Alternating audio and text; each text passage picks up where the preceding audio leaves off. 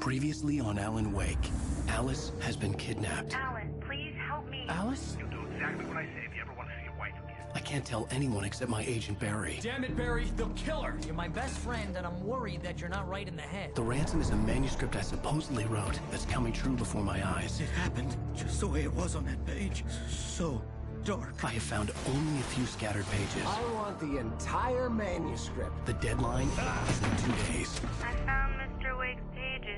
Good girl. How the hell did she get her hands on the manuscript anyway? I don't know. She's resourceful. I told you were too hard on her. Listen, I found out all sorts of interesting stuff while I was digging around. Yeah. Mr. Wake, it's Sheriff Breaker. We have an FBI agent here, Agent Nightingale. FBI? He's anxious to see you. You'd better come to the station. Okay, I'll be right over, Sheriff. Let's make this quick, huh? Help you folks? Name's Randolph. I'm the manager. We're looking for Rose. Works as a waitress down at the diner. Rose, sure. Nice girl. Who wants to know? I'm Alan Wake. The writer, huh? I heard on the radio you were visiting. Well, I'll show you her trailer. That Rose, she's a nice girl. Always pays her rent on time. As I was saying, Al, I found all sorts of weird stuff from the local newspaper's archives. This place is crazy! Disappearances, mysterious deaths, urban legends come true, and, get this, most of this stuff takes place around Cauldron Lake. Well, you ain't wrong, mister. The Indians thought the lake was a doorway to the underworld. I'm the God-fearing type myself. I don't hold with that sort of thing.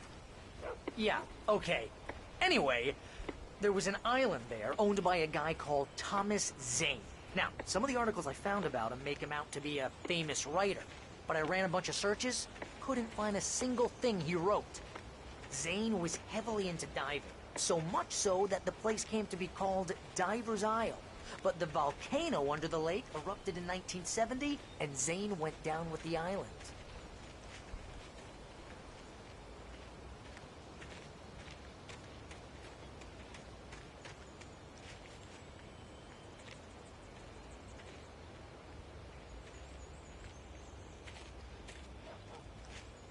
It gets better. A local girl, Barbara Jagger, drowned in Cauldron Lake just a week earlier. They were lovers. Sure, Jagger's a local spook story. The Scratching Hag. Comes for you in the dark. Childish stuff like that. Anyway, Al, I'm just getting to the best part. All of the articles about this stuff were written by Cynthia Weaver. I asked around, and she's that crazy bag lady you met. What, the lamp lady? She can be a little loopy, but she's not homeless or anything. Yeah, anyway, she knew both Jagger and Zane before they both died, and she had some kind of a breakdown.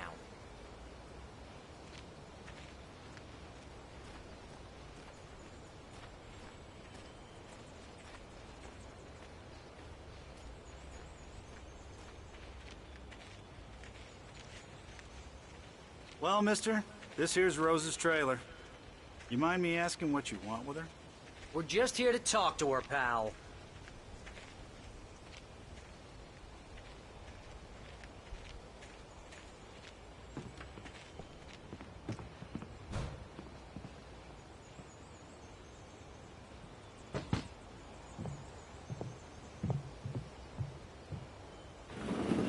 Welcome to... Oh dear, Mr. Wake. I'm so glad you're here. Rose, you have my manuscript? Oh. Oh yes. Yes. Please, come in. Hey, this is really good! Rose, Yes, my manuscript. I really need it. I understand. I know what you need. A muse to inspire you. Oh, for Barry. She doesn't have anything. Yeah, hey, Al? Al, what's... Oh... Barry! What? What?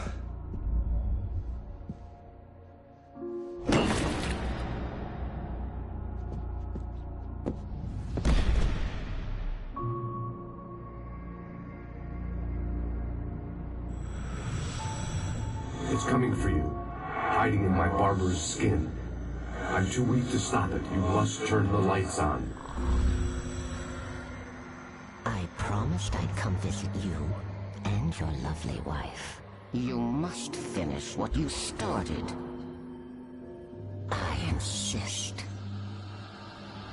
You must turn the lights on. Turn the light on. Back to work, boy.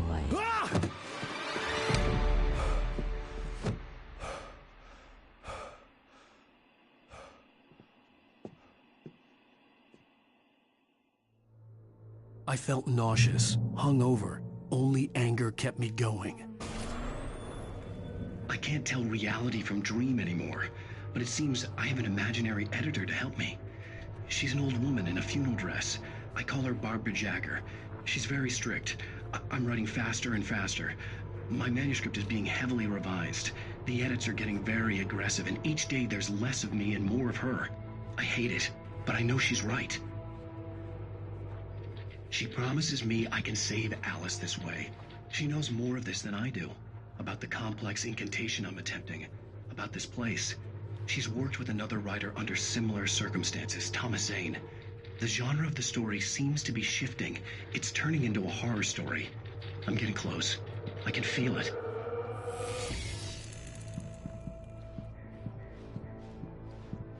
Rose took a day from me. I had less than 12 hours left to meet the kidnapper. All I could do was get Barry into the car, work something out once I got on the road. Barry was out of it. He was way too heavy to carry. You're right. My gun and flashlight were gone. I'd have to find a way to get Barry into the car as quickly as possible. There was no time to waste. Mr. Randolph liked Rose. That little smile she had. How she was still sweet when life had tried so hard to make her bitter. It wasn't any of his business what she did in her trailer. But those strangers, the writer and his smart-ass sidekick, looked like trouble. And they'd been in there for hours, way past her normal bedtime. He reached for the phone and called the sheriff's station.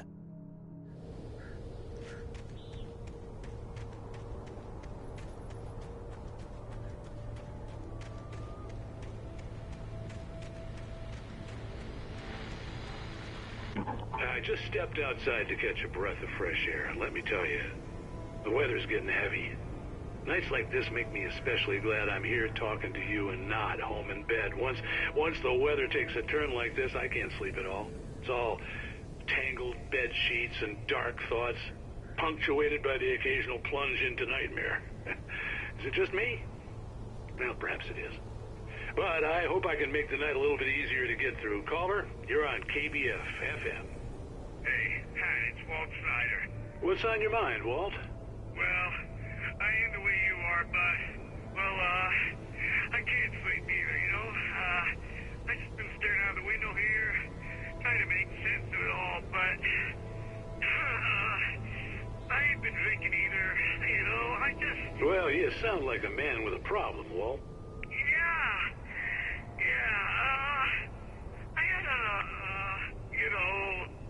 argument with Danny. You know Danny, and, then I got in trouble with the law, you know, and, I'm just, well... I heard something like that, Walt. Yeah, well, you know, Danny's my best friend, and, they let me on bail today, and now I'm just alone here at the window, you know, waiting. Man, and there's something in the air tonight, man. I was just outside looking up at the sky above our broadcast tower thinking the same thing. What are you waiting for, Walt? I don't know. You know, something's gonna happen. You know, I think I better go. Well, Walt, maybe... No, thanks, Pat. Well, good luck to you, Walt. Hang in there.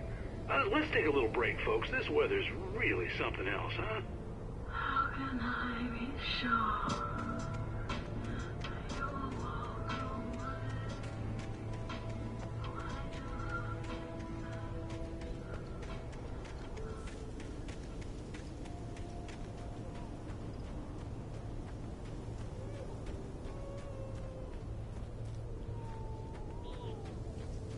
you're gonna get it now. God knows what you've done to that poor girl. This is Agent Nightingale, FBI! Get him up, Hemingway! You're under arrest! You move a muscle, I'll unload right in your goddamn face! Stay right where you are, Spillane!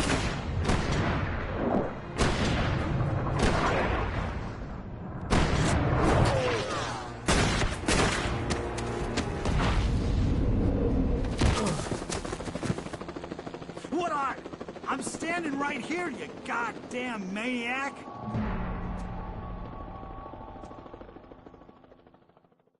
I hated to leave Barry behind, but there was no way I'd miss my appointment with the kidnapper. Give it up, Mr. Wake! Come on! Take it easy!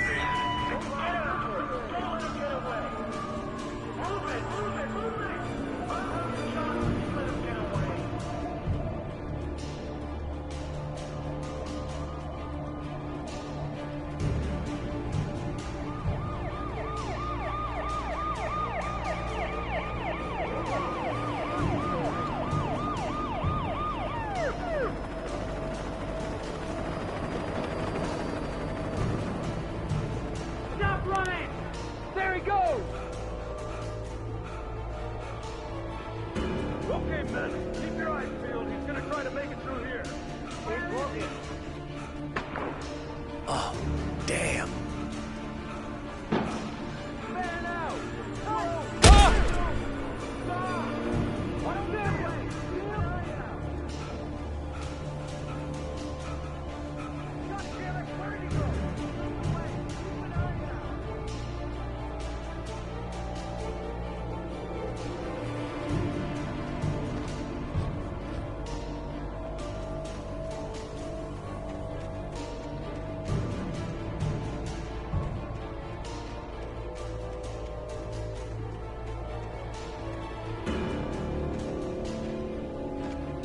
He's gone! Come on, guys! We need to head him off!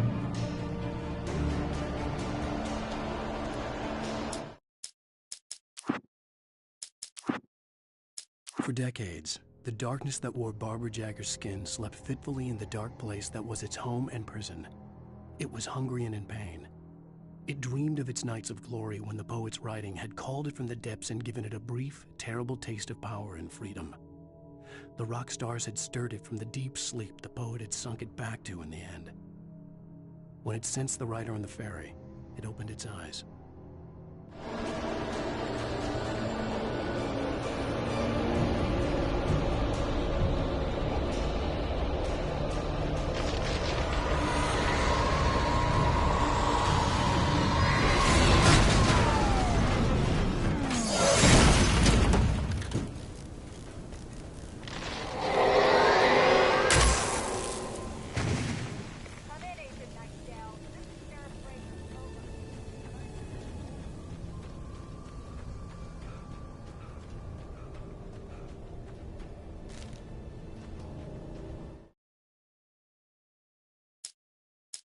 Rose didn't know how the strange old lady got in her trailer, and she looked wrong somehow.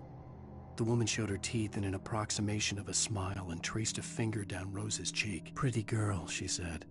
Rose felt as if she was falling asleep, but her knees didn't buckle. The crone spoke in a whisper, her words ice cold and dark in Rose's ear. Nightingale stared through the broken studio window into the dark woods. He turned around, started to walk out, but Maine grabbed his arm. "Young man, you almost shot me.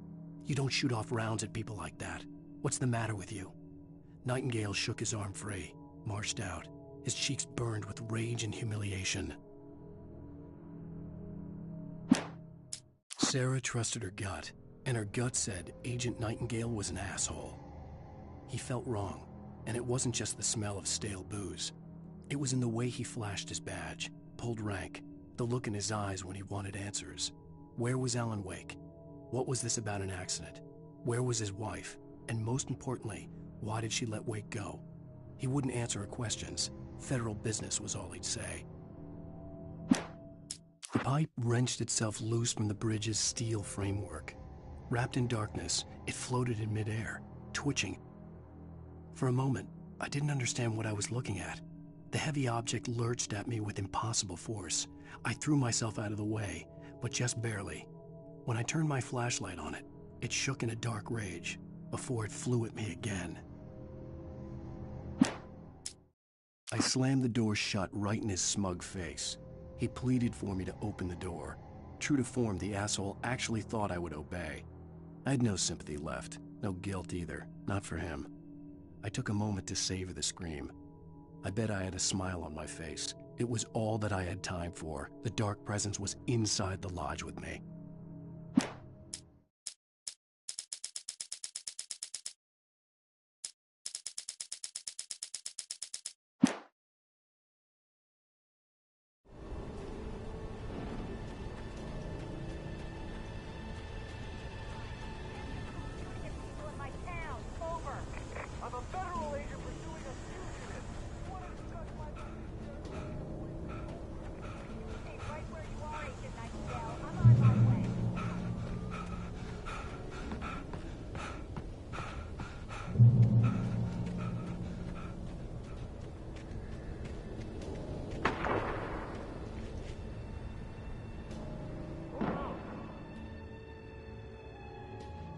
Search the area.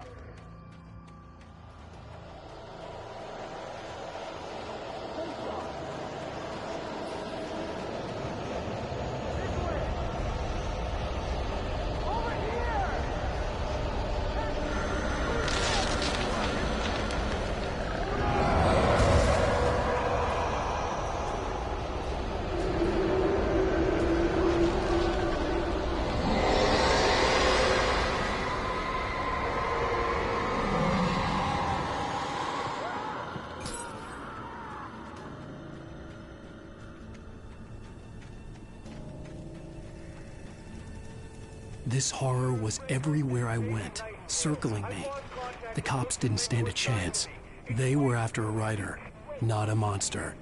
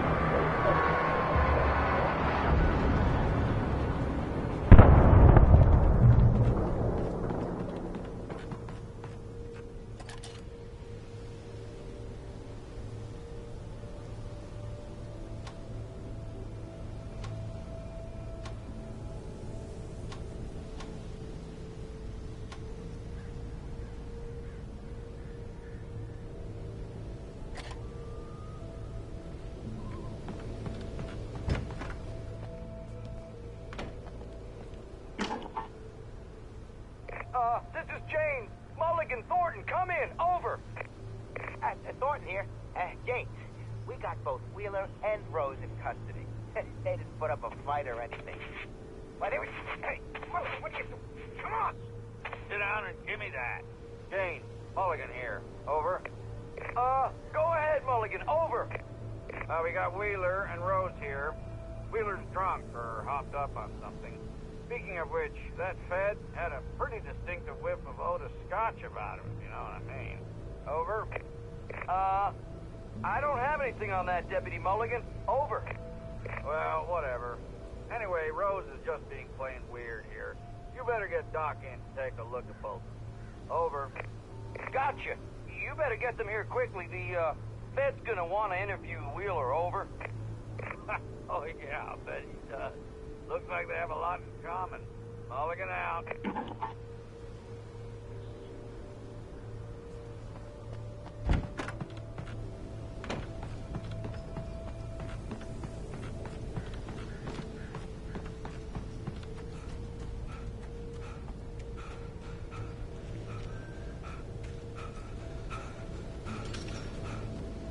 I imagined that the broadcast tower in the distance was part of the local radio station. Maine seemed like a decent guy. Perhaps he could give me directions to the coal mine.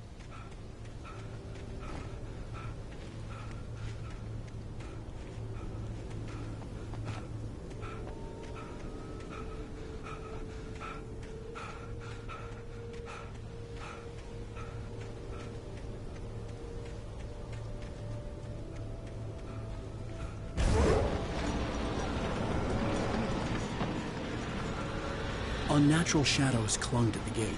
The darkness that was after me was trying to stop me. I wouldn't get through without a light.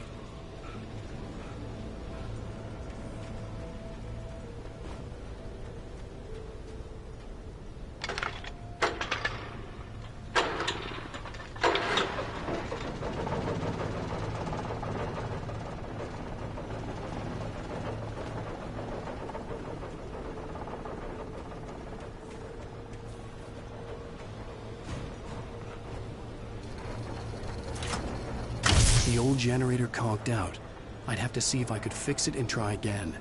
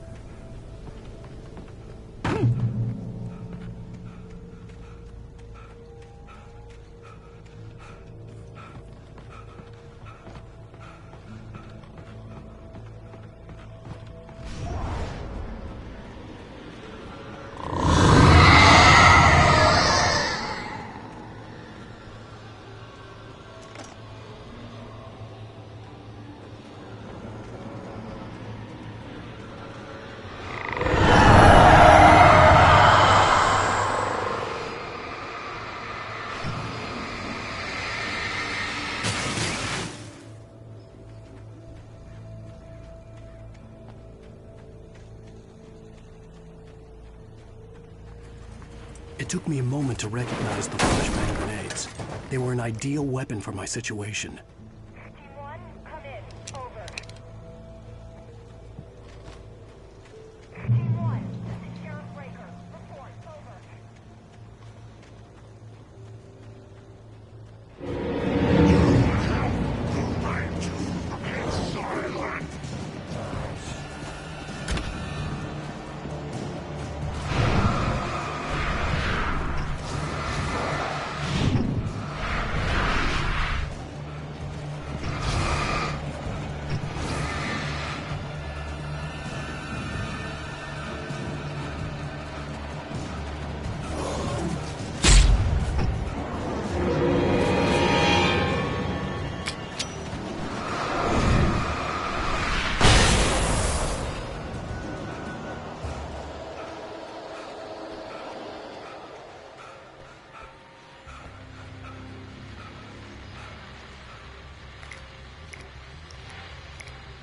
And here's another call.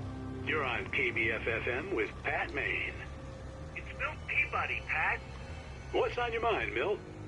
Well, I live near the trailer park, Pat, and there's a big ruckus going on over there. Well, that's just up the road from me, too. What's going on, do you know? I don't know, but there's a bunch of police cars there, lots of sirens, a helicopter buzzing around, and I think I heard some gunshots. Gunshots? Yes, sir, like from a pistol. So can you find out what's going on?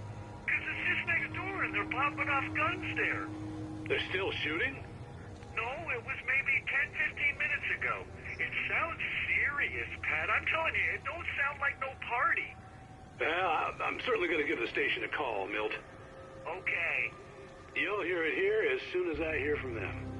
Okay, thanks.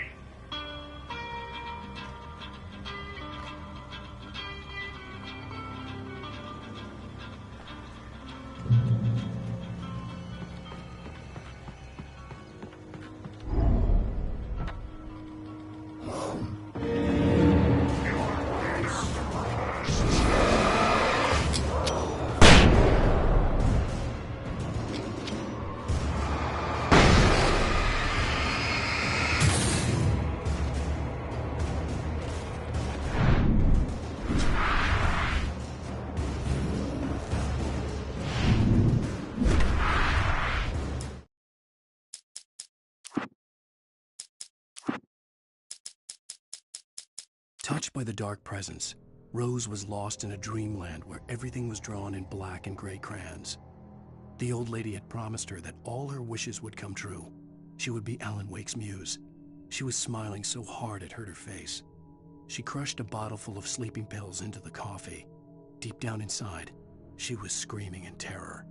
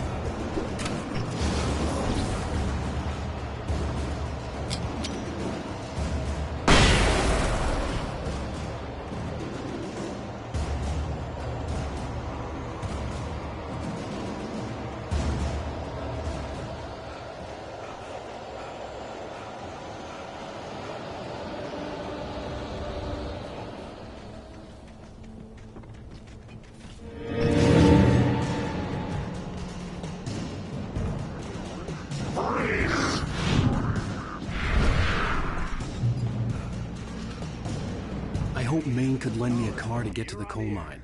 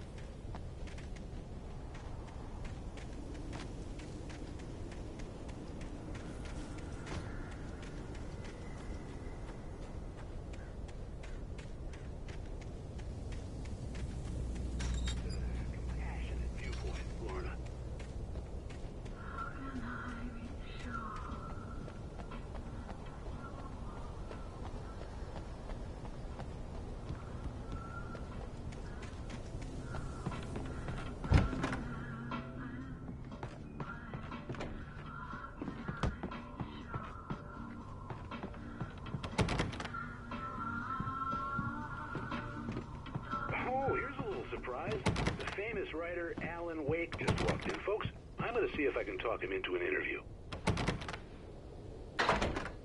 Come on in, Mr. Wake. Oh, I'm so glad you could find the time to do this, Mr. Wake. Nowhere to run now, Dan Brown. You back away from me. Don't hurt her. Whoa, whoa, whoa. Everyone calm down. Put the gun down. We're all friends here, right? Cool your jets, Nightingale. We got him. Judas Priest! What the hell's the matter with you? There's a civilian in there.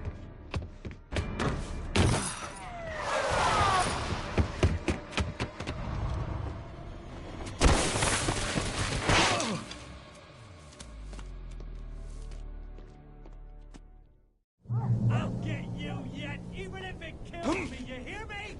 You hear me, H.P. Lovecraft? I had fallen off so many cliffs it was ridiculous. That's what you get for naming a book The Sudden Stop. It was probably good I hadn't had the chance to tell Maine where I was going. I'd have to lose the cops and find my own way to the mine.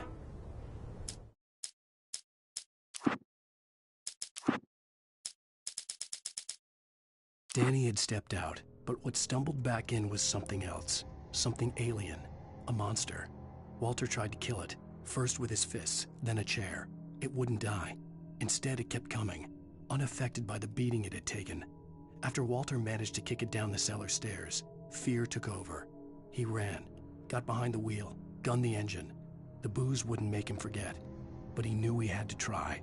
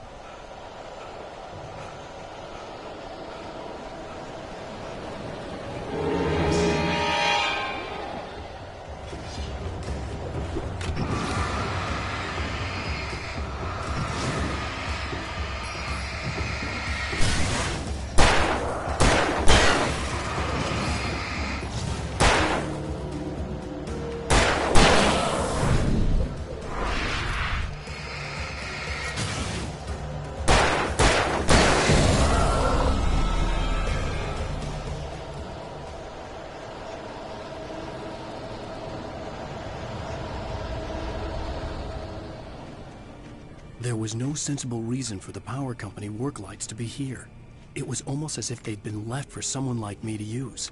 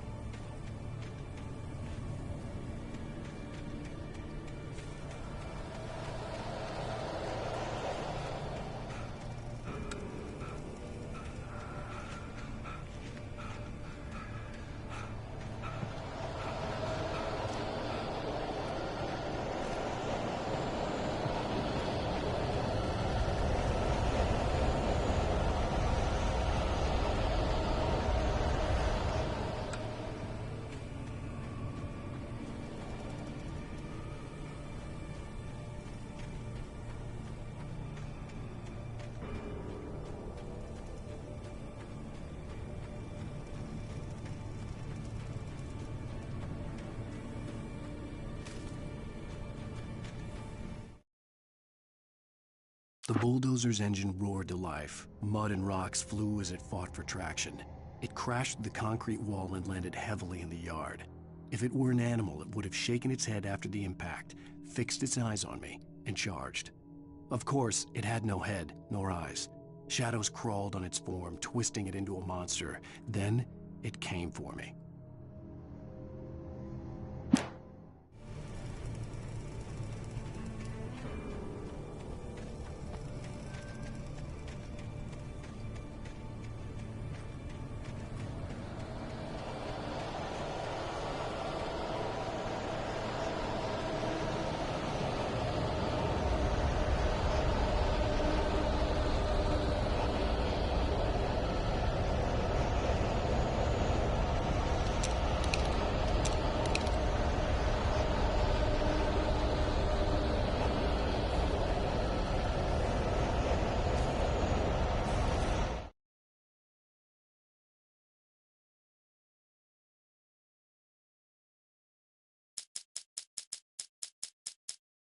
With Nightingale gone and the night wind blowing in through the broken studio window, Maine stared at Sarah. The sheriff looked away. Maine's voice shook with barely controlled anger. That boy's doing more drinking than thinking. I hope you know what you're doing, Sarah. He's got a sickness in his eyes. You take my word for it. He wants Wake for a reason, and it's not for anything good.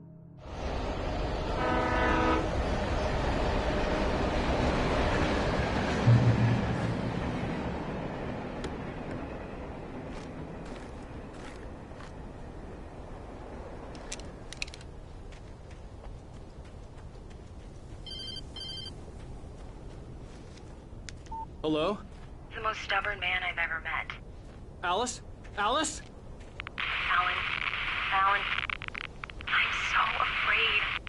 Keeps me in the dark. Please help me. I look at you, Alan, and it's not you. Something else. Looking out from behind your eyes. Alice, I'm here. I'm so alone here. It's all gonna go to hell. You need to be careful. Cooperate. The connection had been terrible, but that wasn't the only thing that hadn't been right with the call. She sounded wrong somehow, but she had called me.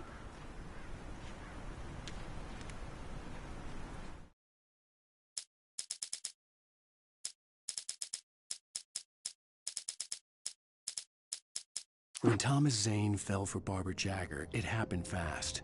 She was young, vibrant, and beautiful, full of life. He had never been a very happy man, and without any seeming effort, she had changed all that. Zane felt good for the first time in his life. Everything she did was another piece of a jigsaw puzzle he hadn't even known he'd been missing. And best of all, she made the words flow, strong and sharp. She was his muse.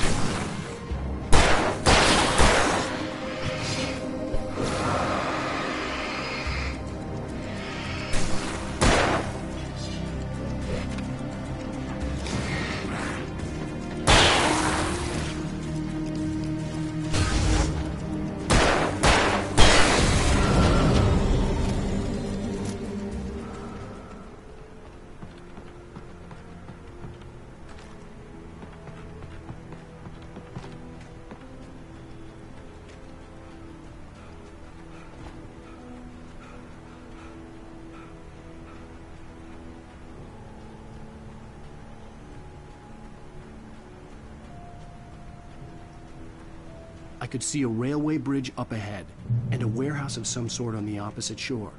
I hoped I could find a car from there.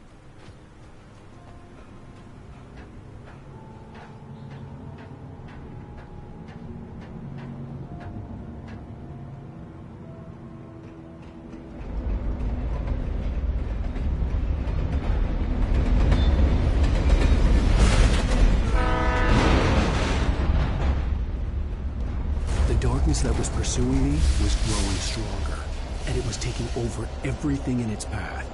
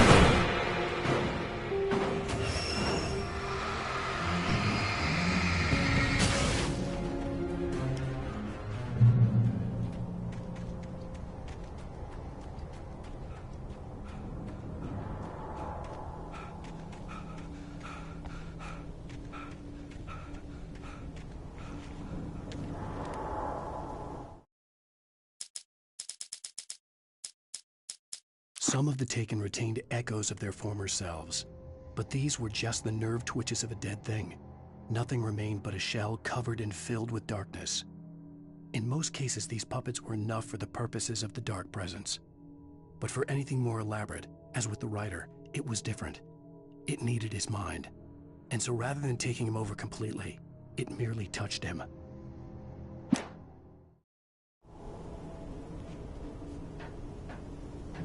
As a teenager, just starting to get interested in writing, Stephen King had been a source of inspiration to me. I thought about all the inanimate objects that had come to life in his books. No one is safe in a good horror story. Certainly not the protagonist. That's what makes them fun. This was anything but. The darkness could possess anything, and it was getting closer.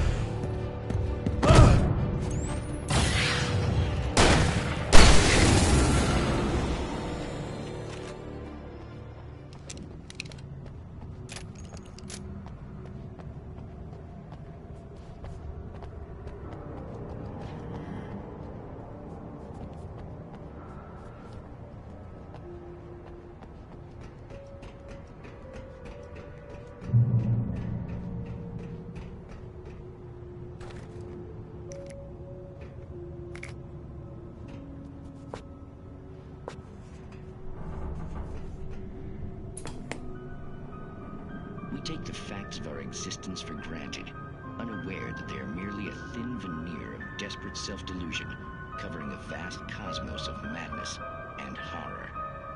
All too often, the stars are right. In Night Springs. Tonight's episode, A Family Occasion. Journalist Alvin Derlis' trip to study the local customs of an insular community in Night Springs has been less than successful. Until tonight. Well, I'm glad you changed your minds about this. Ancient customs, local mythology. My editor loves this kind of stuff. Well, Mr. Derlith, we don't want to feel like we're on exhibition. But you have demonstrated the seriousness of your intent. Oh, I am serious. Really, just do your thing. I'll stay out of your way and observe. Actually, I thought you could assist us. I'm afraid we are a man short. It would provide you with an intimate perspective. Could I really? Of course, Mr. Derlith. Well, I guess that's the least I... What would I have to do? Oh, here. Let me show you with a kiss.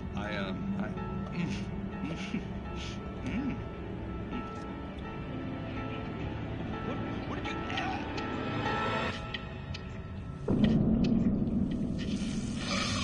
Oh, Mr. Wu, you have well pleased Nixie Perka, the dweller in flesh. Your body shall host his thousand beyond, and all shall be glory. Shh, darling, be calm. Shh. Alvin Derleth learned a harsh lesson. If you go looking for mythology, it may come looking for you. And such quests always bear fruit. Night Springs.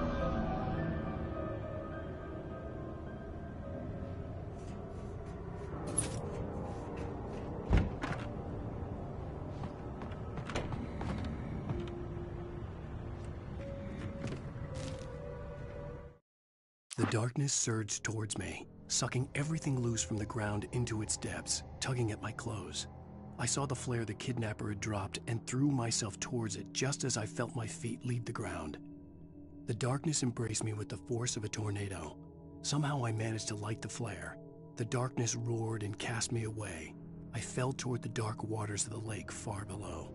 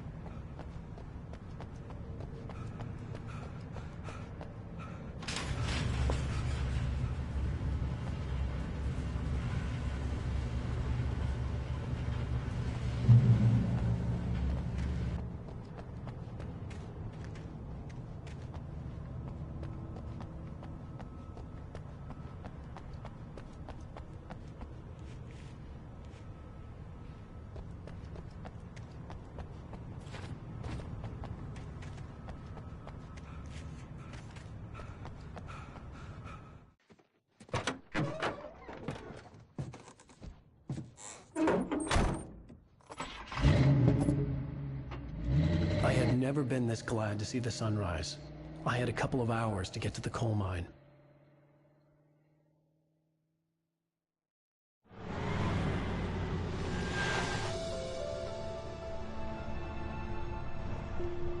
The coal mine wasn't far now.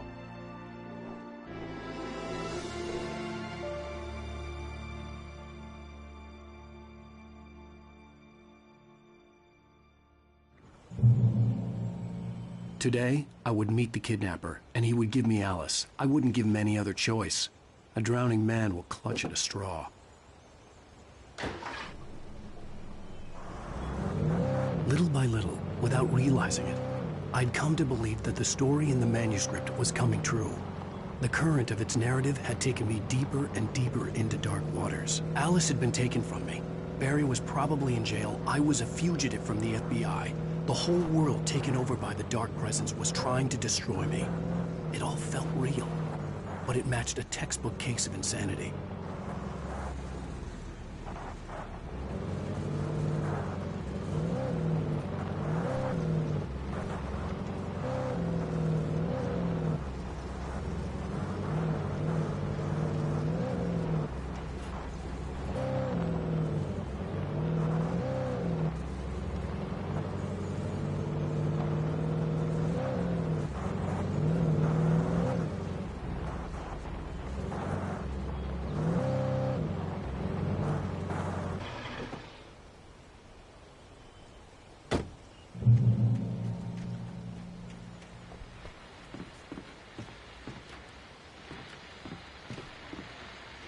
This is Pat Main, and you're listening to KBF-FM. Folks, I want to apologize for kind of abandoning you to that looping music track last night, but I was detained.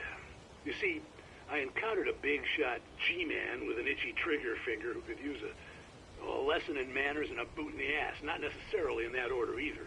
Now, folks, I know I'm not being very informative here, and I apologize for that.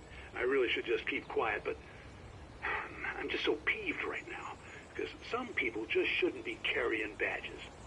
I'm just glad that our Sheriff Breaker was there to straighten things out. And if someone I met last night is listening, let me just say, I'm sorry if my mouth got you in trouble. I'm pretty sure you're not the bad guy here. Godspeed, son. I hope you know what you're doing. Now, on a lighter note, I'll be talking to Dr. Nelson all morning. But first, a little music.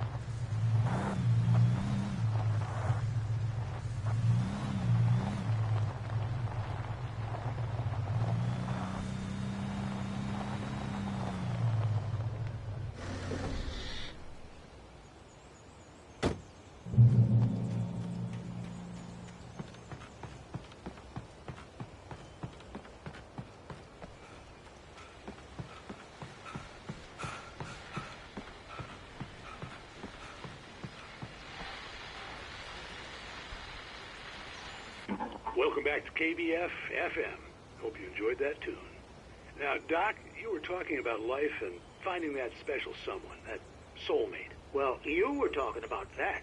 I was saying I don't buy it. Well, see, to me, that's strange, because I always pegged you as a hopeless romantic. You got me there, Pat.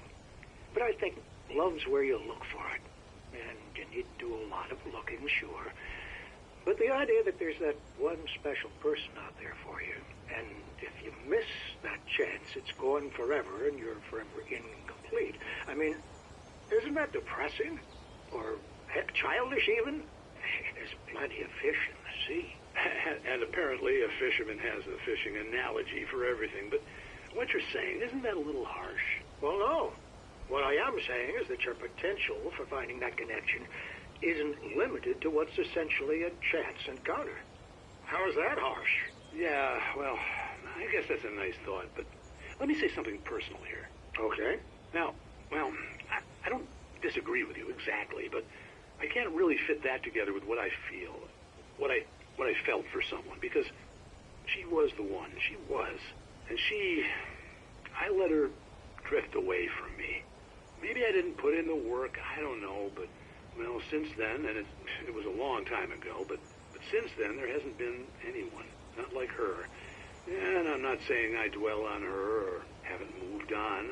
I like my life. I'm not living in the past, but I do miss the way she completed me. You can't argue with the heart, Pat. I'm sorry, folks. I had kind of a scary experience last night, and let's just say it's shaken a few things loose.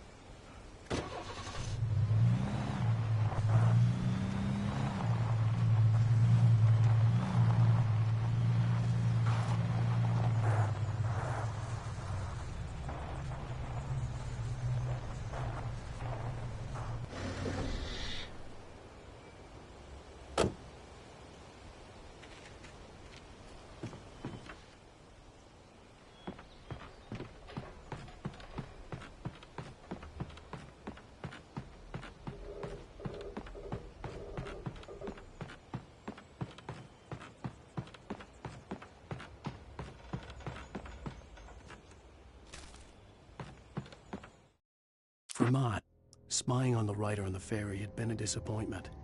His boss had made Wake out to be something special, but Mott hadn't been impressed. He'd gotten a good long look at the wife, though, and he liked what he saw.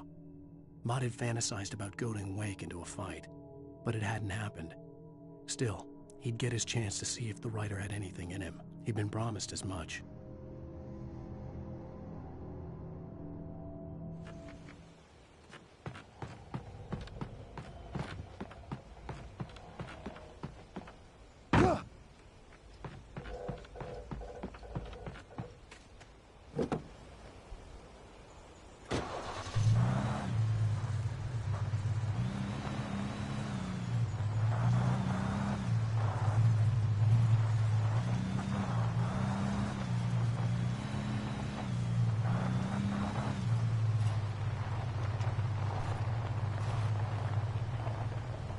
I was early.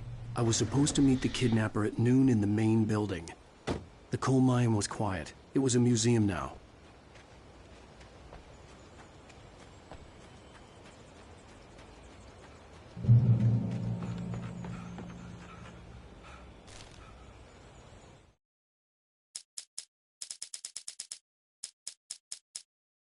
I tried to hold on to Alice, but her form melted away.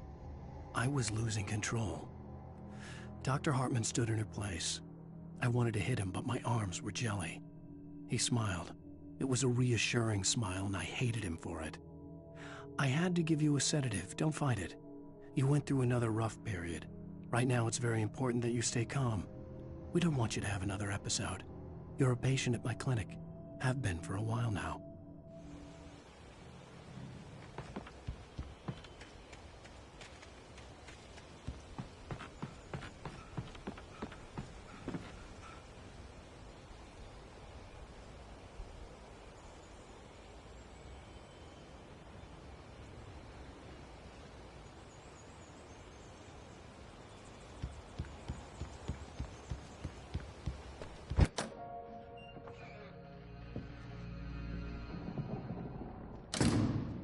I didn't want to go outside. Cops had to be looking for me. The noon sun turned the place into a sauna. The day dragged on. Different scenarios ran through my mind. Ways of how I'd torture the kidnapper to get Alice back. Or the different horrible things he could have done to her. I imagined her dead. I had no way of knowing she was still alive. It was killing me. I was running on blind hope. It was all a waste of time. The bastard never showed up.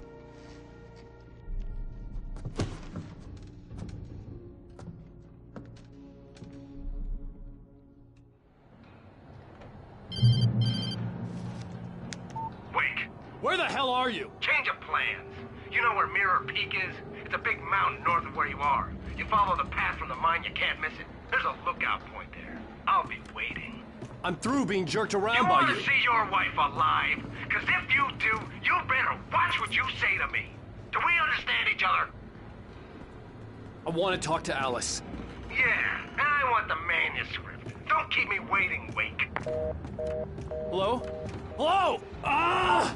I'm gonna kill him! I had to get to Mirror Peak.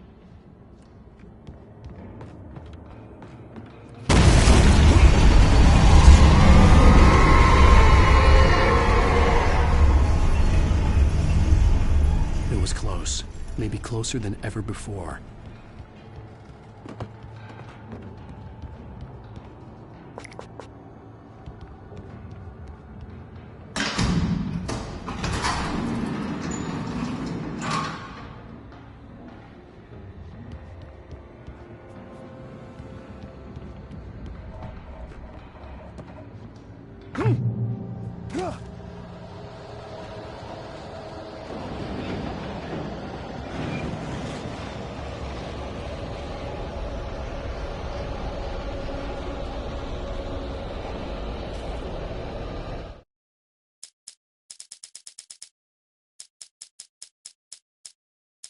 Maud had checked all of Stucky's rental cabins.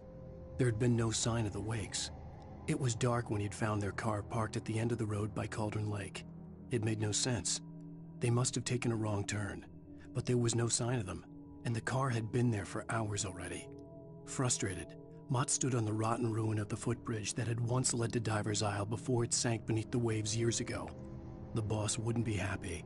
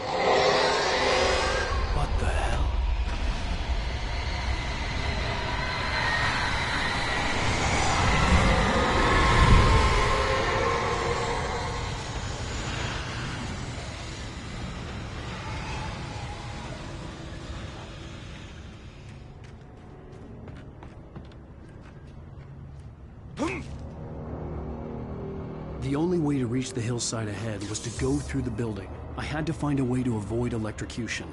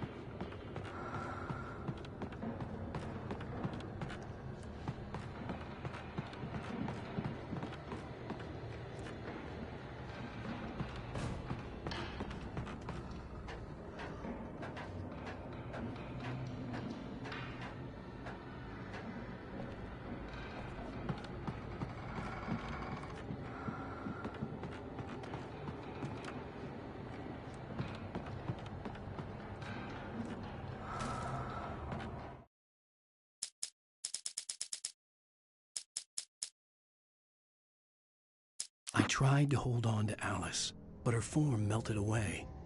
I was losing control. Dr. Hartman stood in her place. I wanted to hit him, but my arms were jelly. He smiled. It was a reassuring smile, and I hated him for it. I had to give you a sedative. Don't fight it. You went through another rough period. Right now, it's very important that you stay calm. We don't want you to have another episode. You're a patient at my clinic. Have been for a while now.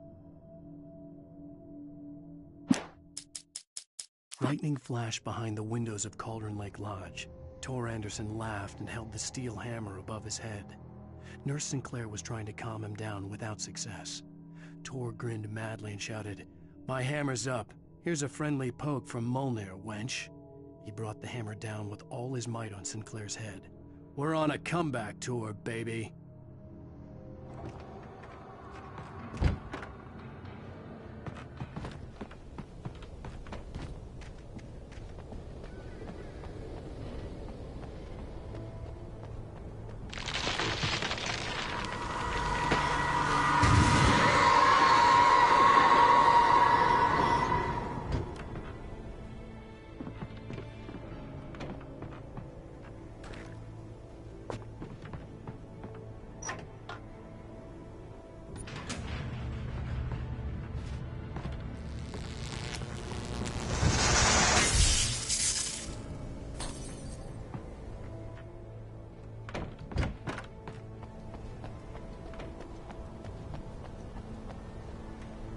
There was no way the flashbang grenades were Standard Power Company equipment.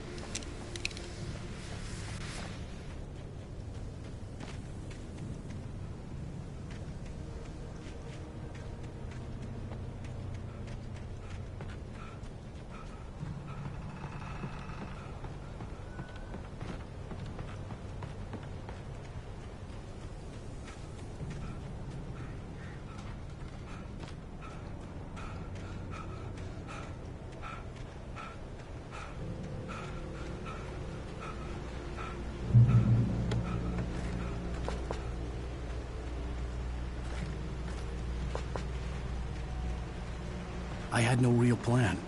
I was going to give the kidnapper all the manuscript pages I had for Alice. If that wasn't enough, I'd hold him at gunpoint and make him talk.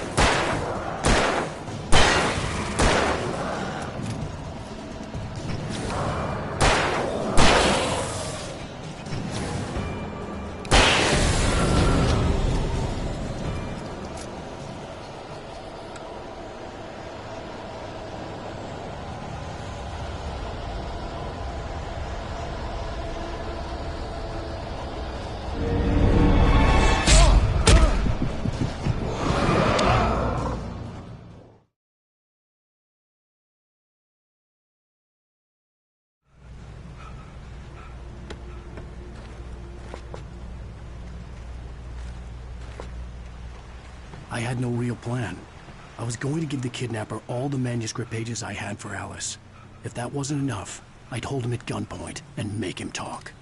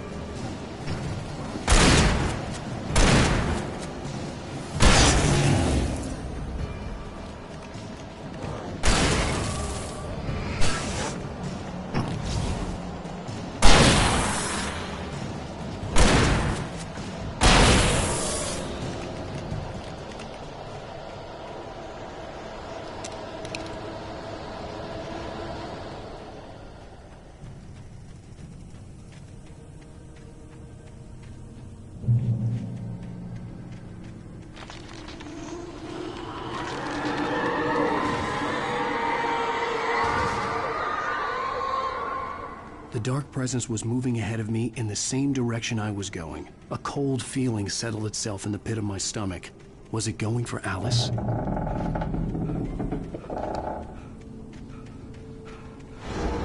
The preview Night shift may cause cancer.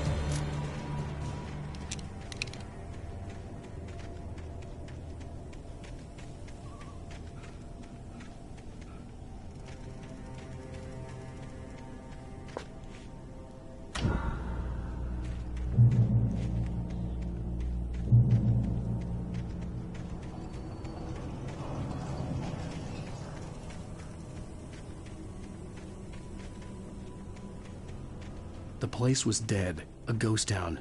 Had been for decades, maybe a century.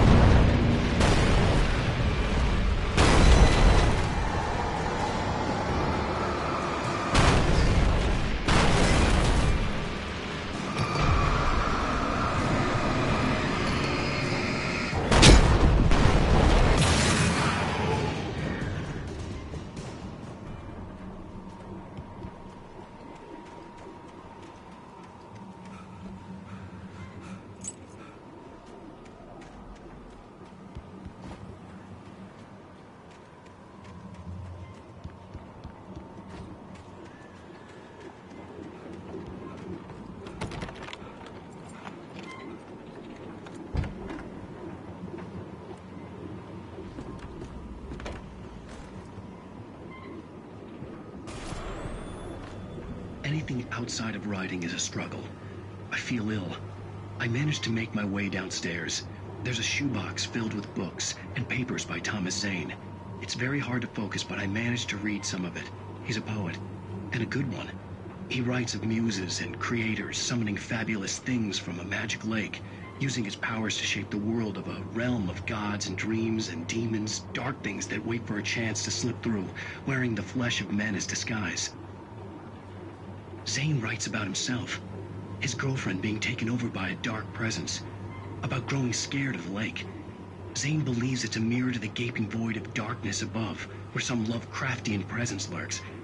I crawl back upstairs. I'll borrow these things for my story. They ring true. They fit.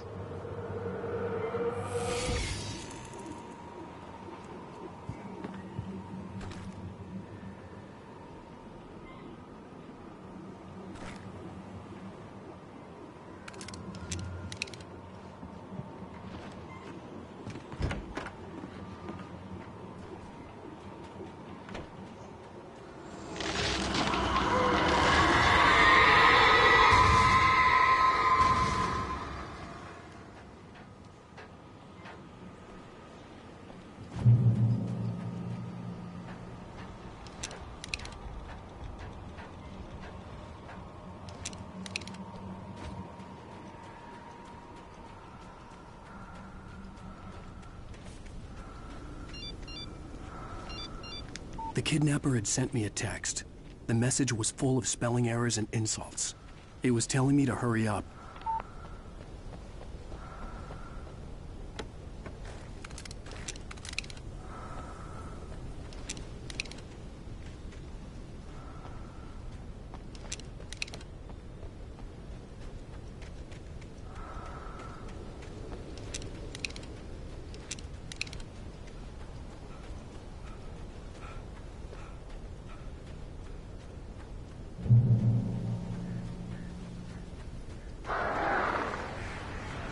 Birds.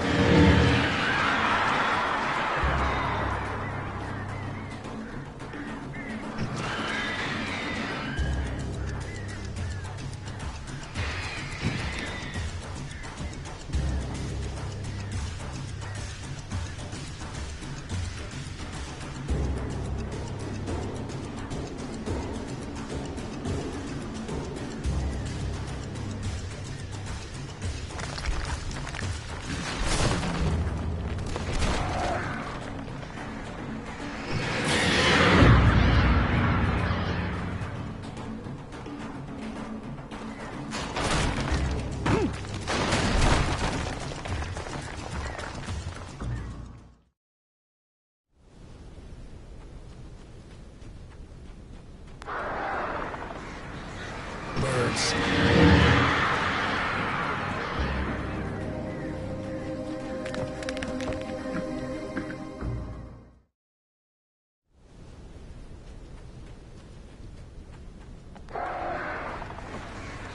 Birds.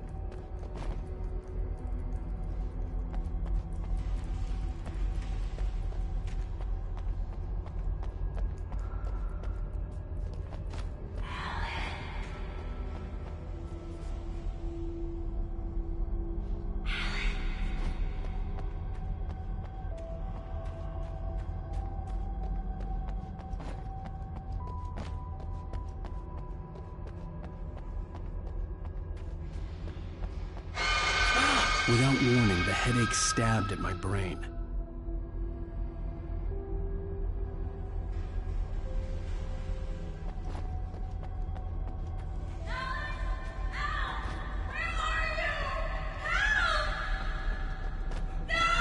Alice?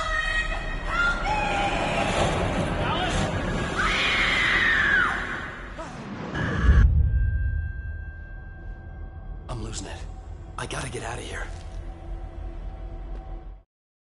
The hunters were big, thick-set men, confident and at home in the woods.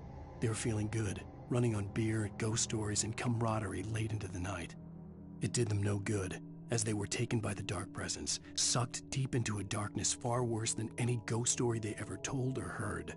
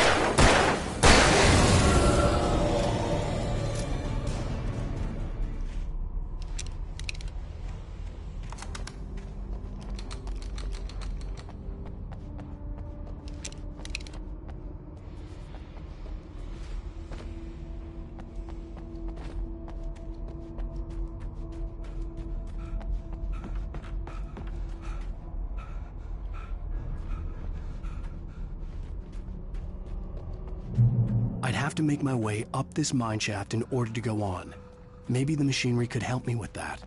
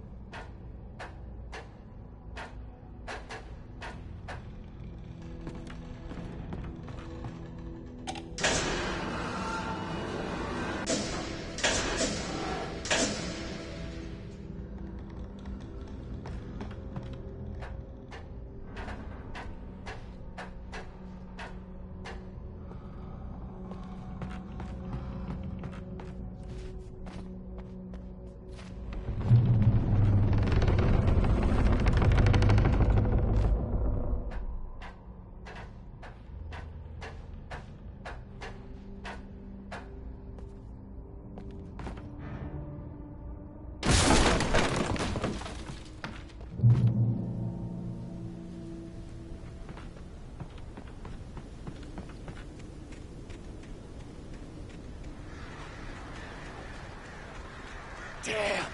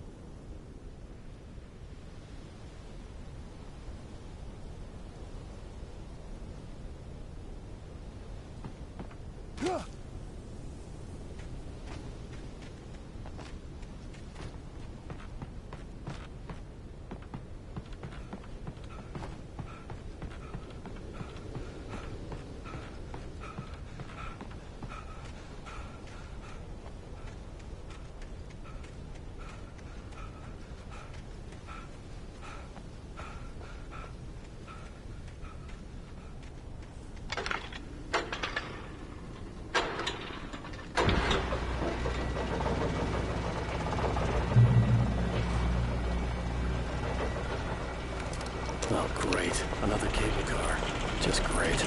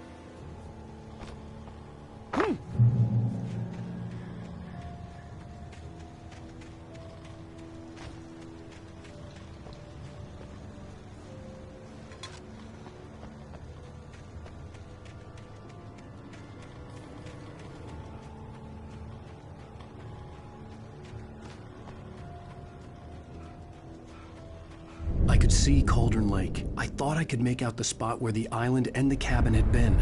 There was a light near it. It had to be a boat.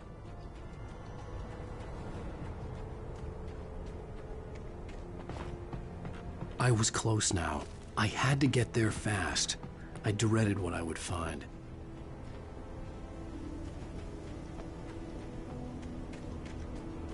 Wait!